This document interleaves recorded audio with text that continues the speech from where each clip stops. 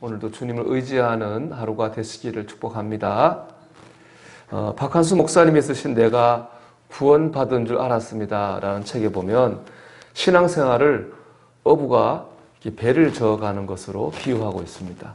거기 보면 어떤 어부가 술이 잔뜩 취했습니다. 그리고 밤에 자기의 배로 가가지고 늘 하던 습관대로 노를 저었습니다.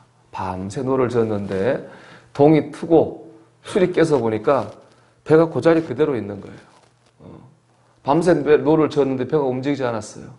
알고 봤더니 닻을 끌어올리는 것을 잊어먹은 것입니다. 닻은 배가 움직이지 않게 하는 도구죠. 그래서 배가 멈출 때는 닻을 내려놓고 배가 움직일 때는 닻을 이렇게 올리게 됩니다.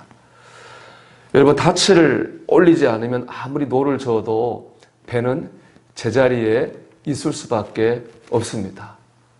여기 닻을 내린다 하는 것은 참된 회개를 의미하는 것이고, 노를 젓는다고 하는 것은 신앙생활입니다. 예배생활, 기도생활, 봉사생활, 이런 신앙생활은 노를 젓는 겁니다.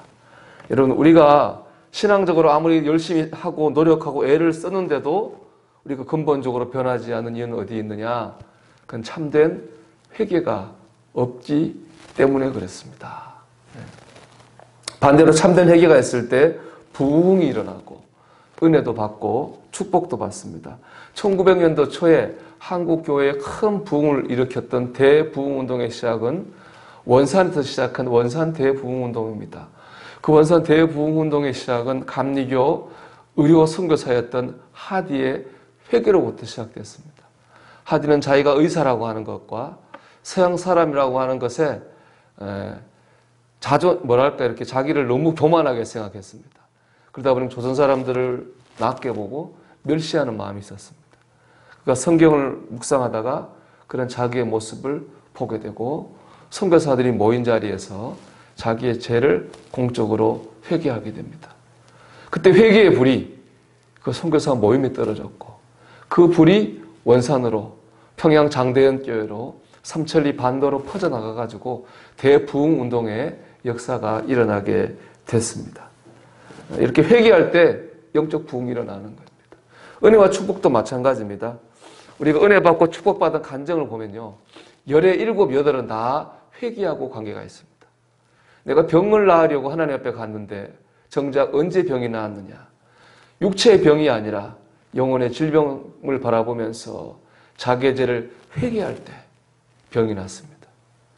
회개할 때 사업적인 문제가 해결됐고, 회개할 때 직장과 가정과 자녀의 문제가 해결되었다고 하는 간증을 우리가 다 듣고 있지 않습니까? 닻을 올려야 배가 앞으로 나가는 겁니다. 회개해야 부흥도 경험하고 은혜도 받고 축복도 받습니다. 이것이 오늘 본문이 우리에게 주시는 음성입니다. 오늘 본문 우리가 읽지 않았지만 30절 이하의 내용은 모세가 금송아지로 우상 숭배한 이스라엘의 죄를 품고 하나님 앞에서 중보기도 하는 거거든요. 근데 25절과 29절 우리가 오늘 읽은 말씀 보면 모세가 중보기도 하기 전에 한 게 있습니다. 그건 뭐냐? 죄를 제거하는 겁니다. 죄를 제거한 다음 중보기도 합니다. 왜냐? 아무리 열심히 기도해도 죄가 있으면 안 되는 거거든요. 죄를 가지고 있는 채로 기도하면 응답받을 수 없기 때문입니다. 그렇기 때문에 모세는 먼저 하나님 앞에 기도하기 전에 이스라엘 공동체의 죄악을 제거하고 있는 겁니다. 우리가 먼저 회개해야 되는 것이죠. 그래서 오늘 본문은 회개가 뭔지 우리에게 말씀하고 있습니다. 첫째는 하나님의 편에 서는 것이 회개입니다. 오늘 말씀 보면 모세는 진 밖에 나가서 누구든지 여호와의 편에 있는 자는 자신에게 나와라 이렇게 말씀합니다. 그때 레위 자손이 모세에게 나옵니다. 여호와의 편에 서는 게 그게 회개입니다. 회개는 여호와의 편에 서는 겁니다. 회개는 내가 좀 착해지는 게 아닙니다. 회개는 내가 바르게 살아야 되겠다라고 하는 도덕적인 자기 반성도 아닙니다. 회개는 내가 하나님의 뜻대로 살지 않았다고 하는 걸 깨닫고 고백하는 겁니다. 내 말과 행동이 하나님의 마음을 아프게 했다고 하는 것, 하나님께 범죄했다고 하는 것을 인정하고 자백하는 것입니다. 그리고 이제는 하나님의 뜻대로 살겠다고 결심하는 것이 바로 회개입니다. 여러분, 하나님 없는 회개는 회개가 아닙니다. 그래서 회개는 뭐냐? 하나님과의 관계가 회복되는 겁니다. 여러분, 하나님과의 관계를 한번 점검해 보세요. 하나님 보세요. 뭔가 걸리는 게 있으면 그거를 제거해야 됩니다. 그게 회개고, 그럴 때 우리가 부흥도, 은혜도, 축복도 경험하게 됩니다. 두 번째 회개는 철저하게 내 자신을 죽이는 거예요. 하나님 편에서는 레위인들에게 모세가 명령합니다. 이스라엘이 여기 시작해서 끝까지 왔다 갔다 하면서 사람을 다 죽이라고 합니다. 그 사람들은 뭐냐? 우상 숭배의 주동자들이었던 사람들을 죽이라고 그래요. 근데 3,000명이 죽게 됩니다. 죄가 이렇게 무섭다는 얘기죠. 너무 잔인하고 아픈데 죄의 결과가 이렇게 잔인하고 아프다는 얘기예요. 더 무서운 건 뭐냐? 그 3,000명 죽인 사람들이 바로 내 가족이고 내 형제고 내 이웃이라는 거예요. 여러분 27절 말씀 한번 보세요.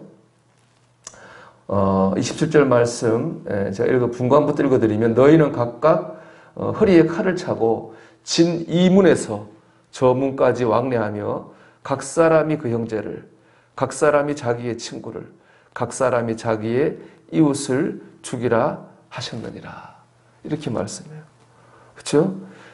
자기 형제를, 자기 친구를, 자기 이웃을 이렇게 죽이라고 말합니다. 내 친구, 내 형제, 내 이웃 다 들어가 있는 게 뭐예요, 여러분? 내 모습이잖아요. 나를 죽이라는 거예요. 회개는 여러분 죄된 나를 죽이는 거예요. 회개는 다른 사람을 보는 게 아니에요. 회개는 나를 바라보는 거예요. 다른 사람의 허물을 보거나 지적하는 거는 참 회개가 아닌 거예요. 제가 읽는 묵상집에 보니까 비판의 시험이라는 제목으로 된 글이 있거든요. 그 이런 구절이 있더라고요. 다른 사람에게 위선, 기만, 모순을 보는 이유는 우리 마음에도 그것들이 있기 때문입니다. 제가 이 구절 읽고 참 머리를 한 대 딱 망치로 맞은 것 같더라고요. 우리가 다른 사람한테 뭔가 잘못된 걸 봤다면 이미 그게 내 안에 있기 때문이에요. 내 안에 있으니까 보이는 거예요. 그게 보이는 거예요. 이 말이 얼마나 우리에게 도전이 됩니까? 여러분, 내가 막 잔다고 보잖아요. 여러분도 자요, 내가 보면은. 다 자기 모습을 못 보는 거라. 새벽에 피곤하면 잘 수도 있고 그런 거예요. 그건 뭐 이해하거든요. 근데 우리는 자꾸 남을 본다고. 여기 예배당 앉아서도 자꾸 옆 사람을 본다고요.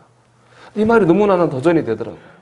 누군가에게 잘못된 걸 보고 있다면 지금 그 잘못된 점이 먼저 내 안에 있다는 거예요. 아, 정말 그렇구나. 그래서 비판하는 사람이 그걸로 비판받는다는 말씀이 바로 그 말씀이나 사실이 마음에 와닿았어요. 여러분, 참 회개는 나를 죽이는 거예요. 내 친구, 내 가족, 내 이웃 다 나잖아요. 나를 하나님 앞에 죽일 때 우리는 죄된 나를 죽이는 거죠. 하나님께서 우리를 복된 나로 다시 살아나게 하실 줄로 믿습니다. 29절 말씀 보면요. 우리 같이 한번 읽어볼까요? 모세가 이르되 각 사람이 자기의 아들과 자기의 형제를 쳤으니 오늘 여호와께 헌신하게 되었느니라.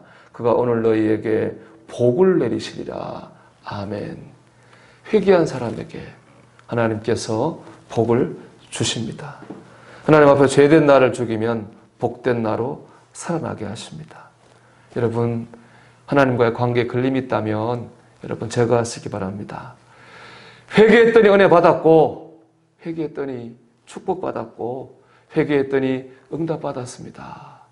우리의 간증이 되기를 주님의 이름으로 축복합니다.